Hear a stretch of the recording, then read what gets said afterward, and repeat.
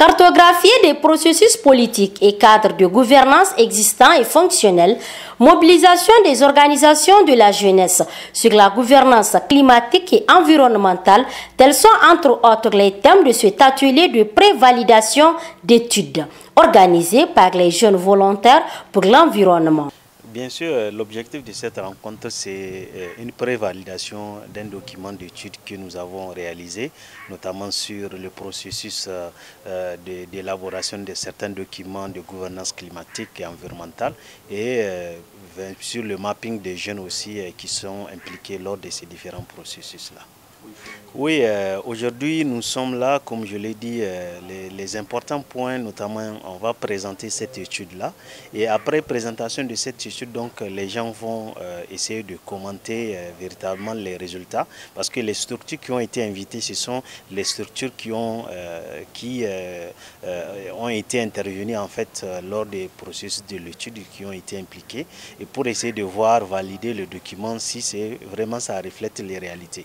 Parce que l'un des éléments très importants qu'il faut parler par rapport à cette étude-là, c'est qu'on a peu de réseaux au niveau de ces différentes structures, parce qu'on a relevé plus de 40% des différentes structures questionnées qui ne font pas partie donc d'un réseau. Et ça, c'est une faiblesse assez notable, parce qu'aujourd'hui, la force des différentes structures, à cause de leur multiplicité, c'est vraiment le réseau. Et c'est à travers les réseaux que les informations passent bien, notamment ces genres d'informations liées au processus d'élaboration de certains documents gouvernementaux liés à la gouvernance climat.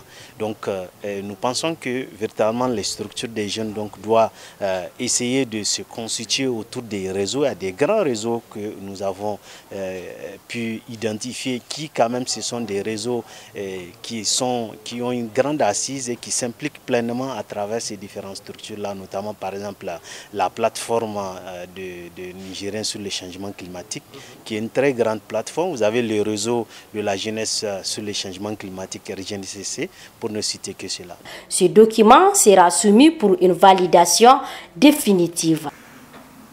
Par rapport à ces assises qui nous réunissent aujourd'hui, je vous souhaite avant tout propos de les tenir dans un bon cadre et dans un bon environnement, afin que les réflexions ainsi que les conclusions qui sortiront de cette prévalidation puissent permettre à nos populations et à notre pays d'aller de l'avant par rapport à la thématique du changement climatique.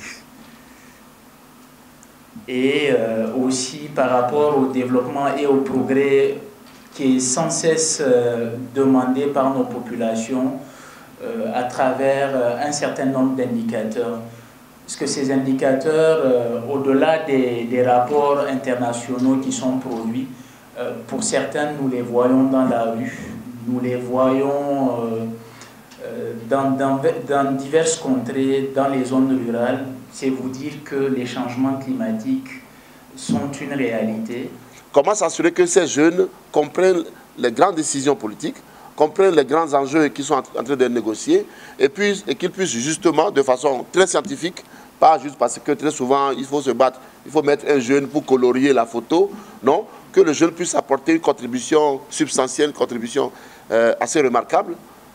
C'est l'enjeu, c'est le défi que nous sommes lancés en tant que jeunes volontaires pour l'environnement depuis donc une vingtaine d'années. Et il existe dans nos pays plusieurs processus, des programmes qui fonctionnent et dans lesquels les jeunes ont leur place. Mais très souvent, nous les ignorons. Ou il arrive également que nous n'avons pas les compétences. Imaginez quand vous avez un document de RED+, pour dire étude de référence des forêts primaires du Niger, à valider demain matin, 500 pages. Combien de jeunes ont cette compétence pour comprendre cette étude et aller lever la main, valablement porter une contribution? Donc il y a parfois une question de compétence.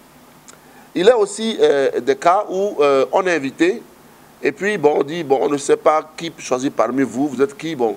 Et il y a, que ce soit le programme eau, programme climat, programme énergie, on dit, bon, il y a beaucoup d'organisations de jeunesse. Vous là, vous ne vous entendez même pas. Il y a tel, il y a Rafik avec son association, il y a aussi Mohamed dans son association, et puis il y a Sani, bon, on va choisir qui parmi vous. Bon, vous n'êtes pas organisé, donc on ne sait pas qui choisir. Très souvent, donc, le tonton choisit bien la nièce qui est la plus proche. Cet atelier de prévalidation a regroupé des partenaires nationaux qui ne ménagent aucun effort dans le domaine de l'environnement.